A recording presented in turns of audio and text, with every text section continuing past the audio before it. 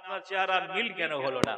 জি, আমার চেহারার সঙ্গে মানুষ দেখুন স্বর্ণা ধান লাগায়, আপনাদের দেশে স্বর্ণ ধান লাগে তো, তো স্বর্ণ ধানের সময় লাগানোর সময় যখন দেখে আমরা অন্য ধান বেরিয়ে গেছে, তো সেটা যত্ন করে না, মানে নিড়ানোর সময় ফেলে দেয়, নাকি বলছেন? নিড়ানোর সময় তুলে ফেলে দেয়। তো ঘটনা হচ্ছে এখনই যে আমি একটা অমুসলমানের ছেলে, আমি এখানে মোটামুটি প্রায় 150 কিলোমিটার রাস্তা বাইকে করে এসেছি আজকে। আমি ভাইকে বলছিলাম যে ফজরের নামাজ পড়ে আমি বাড়ি থেকে বেরিয়েছি, আমার হাতে 4টে কাজ ছিল আজকে। আমি তো ওই সৌদি টার্সের মসজিদ মাদ্রাসা গুলো করি, তো দুটো মাদ্রাসা মসজিদের আজকে উদ্বোধন ছিল, সেখানে গেছিলাম। একটা মাদ্রাসা মসজিদের ছাদ হচ্ছিল, সেখানে গেছিলাম। এই করে করে 3টে জায়গায় সময় দিতে এখানে 12টা বেজে গেল, একবারে ফজর থেকে নেই 12টা বেজে গেল। আর আমি ঘুরে দেখে বললাম ভাই আমাকে চলে যেতে হবে, আমাকে ছেড়ে দিন। তো গুজরাট থেকে একজন ভদ্রলোক এসেছিলেন, উনি বাংলা ভাষা খুব কম বোঝেন, যাই হোক উনি উর্দু ভাষা হালকা হালকা বোঝেন, ওকে বললাম, উনি সঙ্গে সঙ্গে আমাকে ছেড়ে দিলেন। আমি ভাইকে ফোন করে ডেকে নিলাম যে আমাকে এখনই পৌঁছাতে হবে ভাই, সেই বর্ধমান মঙ্গলকোট থানা, অনেক দূরে রাস্তা, তো বাসে গেলে তো হয়তো সময় অনেক লাগবে। উনি বললেন আমি চলেন বাইকে নিয়ে চলে যাব। তো এই বাইকে করে, আমি তো অত বড় বক্তা নই যে 4 চাকা গাড়ি থাকবে আমার। বন্ধুরা আমার, ভাইয়ের আমার, আমি একজন অন্য ধর্মের মানুষ, ইসলামকে ভালোবেসে কালেমা পড়ে মুসলমান হয়েছি। আমি আপনাদের কাছে খুব সংক্ষেপে ছোট্ট করে আলোচনা করব যে আমি হিন্দু থেকে কেন মুসলমান হলাম। তবে আমি যে ওখানে একটাই বেরিয়েছি, আমার ভাই একটা আমাকে রিসিভ করেছেন, ওই জায়গাটার নাম খড়গ্রাম থানা, খড়গ্রাম বাস স্ট্যান্ড। সেখানে তখন ঘড়িতে 1টা বাজে, সেখান থেকে এখানে 5টার সময় এখানে পৌঁছালাম, একবারে টাই টাই ঘড়ির কাঁটা, মাগরিবের আগে আগে। আসরের নামাজটা আমরা মঙ্গলকোটে পরে অনেকটু আরাম বিশ্রাম করলাম। যাই হোক, ঘটনা হচ্ছে এখনই আমি যেতে এতটা সময় লাগবে, রাস্তাঘাটে বলা যায় না। বল্লাহে কত মানুষ লরিতে, ট্রাকে, বাসে অ্যাক্সিডেন্ট হচ্ছে। যদি দুর্ঘটনাজনিত ভাবে আমি মারা যাই, আমার চেহারা দেখে বাংলার কোন ডিপার্টমেন্ট আমাকে বলবে না লোকটা হিন্দু না মুসলমান দেখ।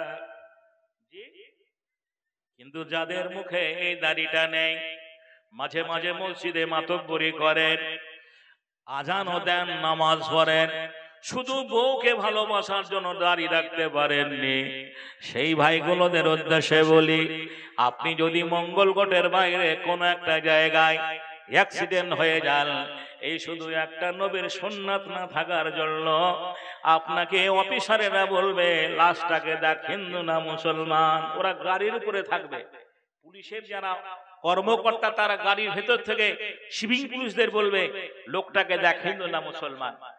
বন্ধুরে আমার, ভাইয়েরা আমার, মুখে দাড়ি নেই, নামাজ আপনি পড়েন না, কোন রকমের প্রমাণপত্র আপনার কাছে নেই, এই না থাকার ফলে আপনাকে খোদার কসম করে বলি উলঙ্গ করতে বাধ্য হবে। সিভিং পুলিশরা বলবে স্যার লোকটা মুসলমান, লোকটার মুসলমানি দেওয়া আছে, এই মুসলমানি দেওয়াটা একটা নবীর সুন্নাত। আমার ধর্মের নবী ইব্রাহিম আলাইহিস সালাম বৃদ্ধ বয়সে মুসলমানি দিয়েছিলেন। সারা বিশ্বের মুসলমানেরা মুসলমানি দেয়নি, এইরকম মুসলমান এই স্টেজে নেই না আছে? মুসলমানি দেওয়া হয়নি এরকম মুসলমান আছে? নামাজ পড়ে না এরকম মুসলমান হাজারো আছে, কিন্তু মুসলমানি হয়নি, খাতনা হয়নি এরকম মুসলমান এখানে আছে? নেই। সবানের খাতনা আপনাদের বাপ মায়ে দিয়েছে। মা বলেছে ওগো শামসুলের বাপ, তুমি কি জানো ওই পাড়ায় কালকে হাজাম আসবে, সামনে সপ্তাহে হাজাম আসবে, ডেট দিয়ে গেছে। আগে তো হাজামের দ্বারা মুসলমানি হতো, আগে গ্রাম বাংলা এলান করে দিত, বলে দিত সুবহানাল্লাহ। বন্ধুরে আমার, ভাইয়েরা আমার, বড় তো নয়, ছোটবেলায় মুসলমানি হয়েছে, লজ্জার কথা নয়। 1992 সাল 6 ডিসেম্বর বাবরি মসজিদ ভাঙার বছর, আমি মাধ্যমিক ফার্স্ট ডিভিশনে পাস করেছি। 93 চলে গেল, জি 93 শেষের দিকে 94 ফার্স্টে আমি ইসলাম কবুল করেছি, মুসলমান হয়েছি। তখন আমার বয়স প্রায় 18-20 বছর। 22 বছর বয়সে আমার খাতনা হয়েছে, মুসলমানি হয়েছে। আমার বাপ মায়ে মুসলমানি দেয়নি। আমি একদিন মাদ্রাসায় পড়াশোনা করছি। আমার এমনিতে দেখবেন যারা মাদ্রাসার ছাত্র তারা খুবই বদি হয়, বলে ভাই আপনি মুসলমান হয়েছেন তা মুসলমান দিয়েছেন, বলে না ভাই আমি এখান থেকে পিছিয়ে আছি। আমাকেও আমার বন্ধুরা বলে, তো আমাকেও খুব খারাপ লাগে। মনে কষ্টময় মনের দিক থেকে খোদার কসম করে বলছে, আমি অনেক যারা মাদ্রাসার ছাত্র তাদের বেডিং পত্র রয়েছে, বাক্স রয়েছে, অনেক জামা কাপড় ভরা আছে, তারপরে আপনার বিছানা চাদর এটা সেটা সবকিছু রয়েছে। আমার তো অভিভাবক গার্জেন নেই, আমার ওই কেতাব পুস্তকগুলো চেয়ে চিনতে কিনেছি, যেখানেই সন্ধ্যা হয়ে যায় ওখানে ঘুমিয়ে যাই। তোরা সব আপন আপন রুমে থাকে, আমি মসজিদেই ঘুমিয়ে যাই। তো মসজিদেই ঘুমিয়ে আছি, আল্লাহে ঘুমন্ত অবস্থায় স্বপ্ন দেখছি যে আমি অ্যাক্সিডেন্ট হয়ে গেছি, কোন একটা জায়গায় অ্যাক্সিডেন্ট হয়ে গেছি, হিন্দু মুসলমানের ভিড় জমে গেছে। মুসলমানরা বলছে এটা আমাদের লাশ, অমুসলমানরা বলছে না এটা আমাদের ধর্মের লোক, আমরা তাকে শ্মশানে পুড়িয়ে দেব। হঠাৎ আমার ঘুম ভেঙে গেল। ভাইরা আমার ওস্তাদে মোহতরমকে বললাম, মৌলানা এই ঘটনা দেখলাম। উনি এতটুকু দেরি করলেন না, তখন মোবাইল ছিল না, ফোন ছিল না, সমস্ত মাদ্রাসা কর্তৃপক্ষদের জানিয়ে দিলেন, একটা লোক দ্বারা বলে দিলেন। বন্ধুরে আমার আসরের রক্তে সবাই হাজির হয়ে গেল, বলে এই ছেলেটার মুসলমানি দিতে হবে। গরুর ব্যবসা তখন রমরমা বাজার মুর্শিদাবাদ জেলায়। দুইজন পাইকার বলল, আমরা দুটো মাদ্রাসাকে গরু দান করলাম। শুরু হয়ে গেল সকাল বেলায়। বন্ধুরে আমার হাজাম এলো, আমার খাতনা হলো, মুসলমানি হলো। খোদার কসম করে বলি বন্ধুরে আমার ভাইরা আমার, আমি বড়তে মুসলমানি দিয়েছি, কিন্তু ইসলাম কবুল করার পর থেকে আজও দাড়িতে খোর ঠেকাইনি।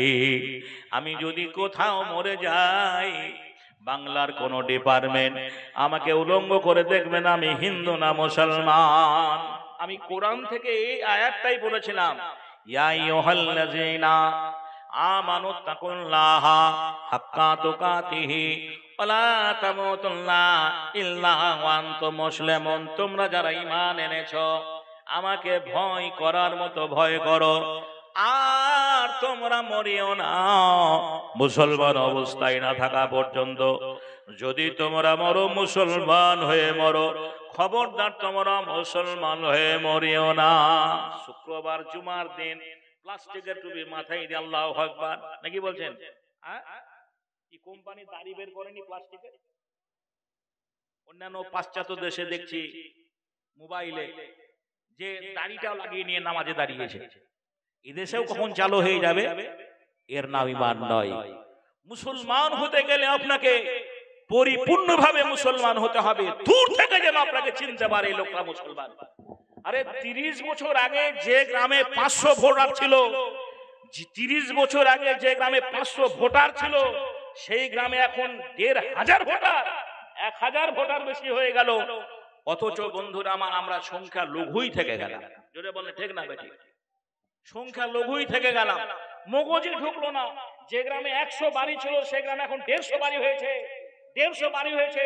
এখনো সংখ্যা লঘুই থেকে গেলাম, সংখ্যা গরিষ্ঠ হলাম না। বুক ফুলিয়ে বলছি, আমাদের ক্যালকুলেশনে বেশি দেরি নাই যে আগামী দিনে ভারতবর্ষের মসনদে মুসলমানরা রাজত্ব করবে। নারায়ে তাকবীর, নারায়ে তাকবীর। কোন একদিন এদেশের আকাশে, এদেশের মাটিতে কালেমার পতাকা দুলবে। সেদিন সবাই খোদাই বিধান পে দুঃখ বেদনা ভুলবে। রবে না খো হাহাকার, অন্যায় অবিচার, থাকবে না অনাচার, দুর্নীতি কদাচার, সকলে শান্তিতে থাকবে। একাকিনী রমণী নির্জন পথে যাবে, কোন জন কটু কথা কবে না।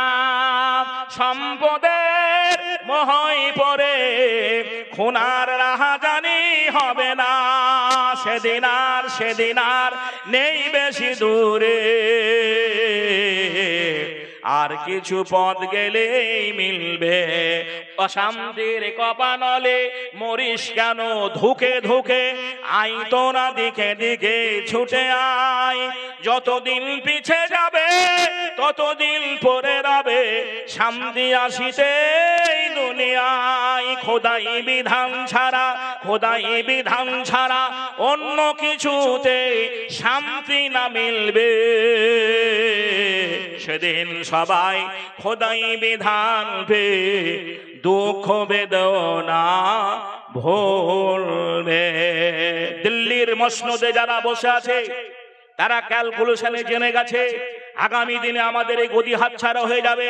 তাই একে ওকে বলা হচ্ছে, যেমনি মিঠুন চক্রবর্তীকে দিয়ে বলানো হয়েছে যে মুর্শিদাবাদে 70% মুসলিম বাস করে, এদেরকে গঙ্গায় কেটে ভাসিয়ে দেওয়া হবে। না না, গঙ্গা মা পবিত্র, এখানে গঙ্গায় ফেলে দেওয়া হবে না, গঙ্গা পবিত্র হয়ে যাবে, এই মুসলমানদের মাটিতে পুড়ে দেওয়া হবে।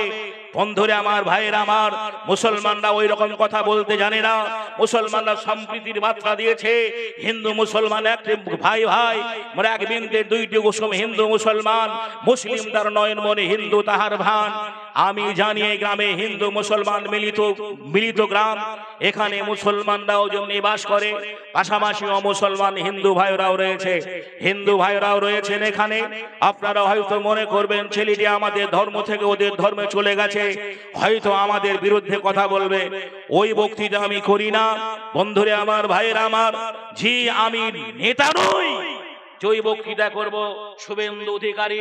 এই শুভেন্দু অধিকারী শিশির বাবুর ছেলে, টিএমসির লোক ছিল, নাকি বলছেন টিএমসির লোক ছিল, মমতার পক্ষে কথা বলেছিল। যখন সে মাল গুটিয়ে নিয়ে, আখের গুটিয়ে নিয়ে বাড়ি গাড়ি ফেনা ফেন্না হয়ে গিয়ে কোটিপতি হয়ে গিয়ে, জি বন্ধুরে আমার, যখন সে দল থেকে বেরিয়ে গেল, এখন সে মমতার বিরুদ্ধে কথা বলে। জোরে বলেন ঠিক না বেঠিক? ওই রকম আমি অমুসলমান ভাইরা হয়তো মনে করবেন যে ছেলেটা আমাদের ধর্মে ছিল, হয়তো আমাদের বিরোধিতা করবে। আমি জোরহাত করে ক্ষমা চেয়ে নিচ্ছি। প্রত্যেকটা ধর্মের প্রতি আমার শ্রদ্ধা, ভক্তি, ভালোবাসা রয়েছে। ইসলাম আমাকে শিক্ষা দিয়েছে লা ইকরাহা ফিদ্দীন, কোন ধর্মের প্রতি জবরদস্তি নেই। লাকুম দীনুকুম ওয়ালিয়া দীন, তুমি তোমার ধর্ম করবে, আমি আমার ধর্ম করব। তবে একটা কথা আপনাদের জেনে রাখা ভালো, সারা পৃথিবীতে যতগুলো ধর্ম আছে, যত ধর্মের ধর্মযাজকেরা আপন আপন ধর্মের ঢাক ঢোল বাজিয়েছে, আমার আল্লাহর কাছে একটাই দিন, তার নাম ইসলাম। জোরে বলুন আলহামদুলিল্লাহ। আমি সেই ইসলামকে ভালোবেসে কালেমা পড়ে মুসলমান হয়েছি। ভাই যারা বাজার ঘাটে ছিলেন, দোকান বাজারে জমেছিলেন, তাদের উদ্দেশ্যে বলে একটু জমিয়ে বসুন। আমি মূল্যবান সময় আপনাদের নষ্ট করব না।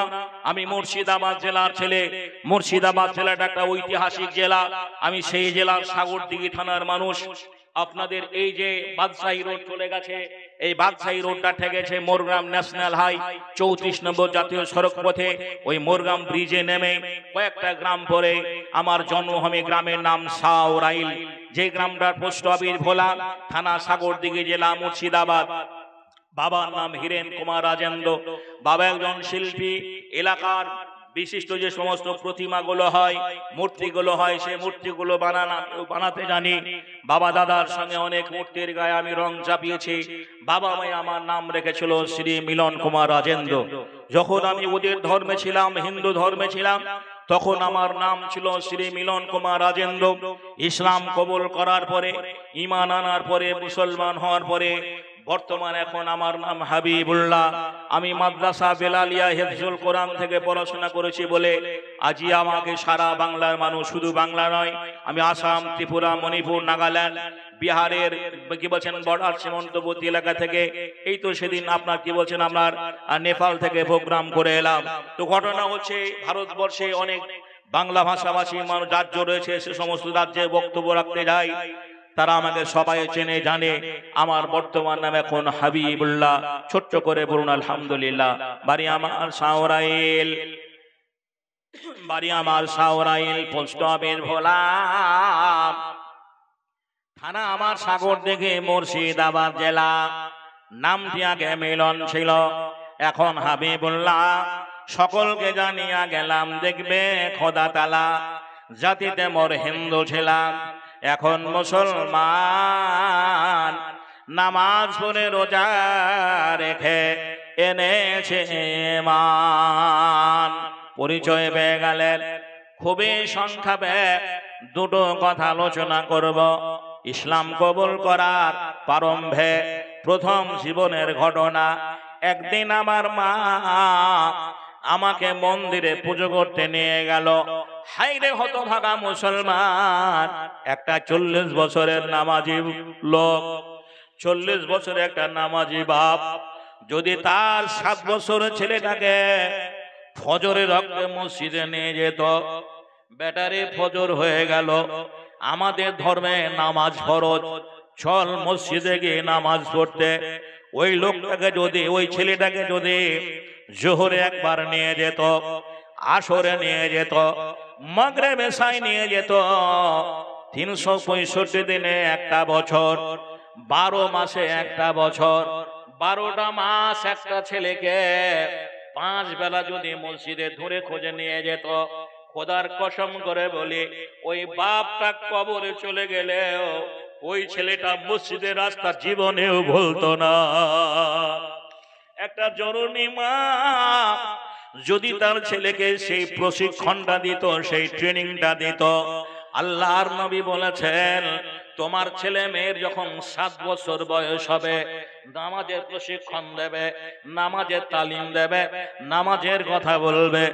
10 বছর বয়সে যদি নামাজ না পড়ে তুমি শাসন করবে, প্রহার করবে। হায়রে হতভাগা বাপ, আমরা এমন হয়ে গেলাম। ওই পরিবেশ আজও আমাদের গ্রাম বাংলায় হলো না। মানুষ যখন বুড়ো হয়ে যায়, অচল হয়ে